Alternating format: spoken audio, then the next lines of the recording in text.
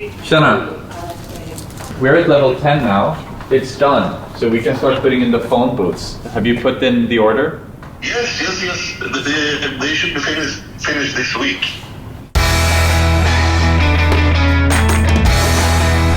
We recently got to put our technology and our skills to the test while moving offices. Our mission was far from simple.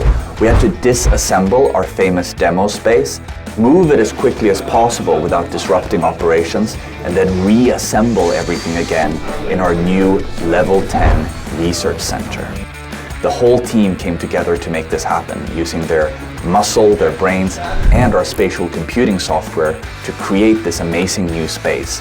Our software allowed us to start leaving notes for each other as soon as we got started. For example, I could leave this note for Tommy showing where I wanted the table for the podcasting studio to go. And just like that, everything in its right place. But things got way cooler than that. We have actually taken the floor plan of what we want to do with level 10, precisely where we want to put all the shelves, etc. And we've created that as an AR layer. So I can scan in and I can see now where are we supposed to put the shelves. So you see we've already put some guiding markers there that will help us. So how does all of this actually work?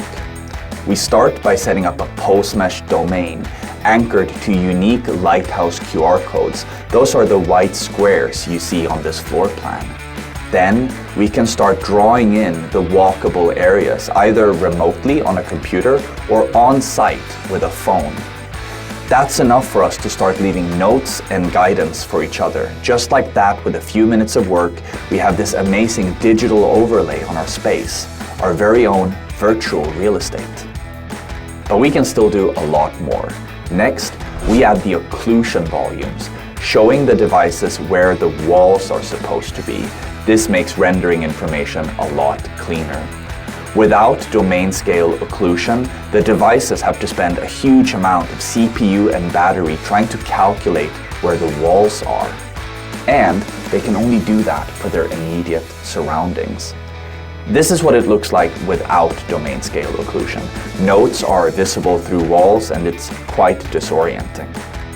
Lightweight domain scale occlusion saves battery, improves rendering quality, and it's one of the unique features of the posemesh.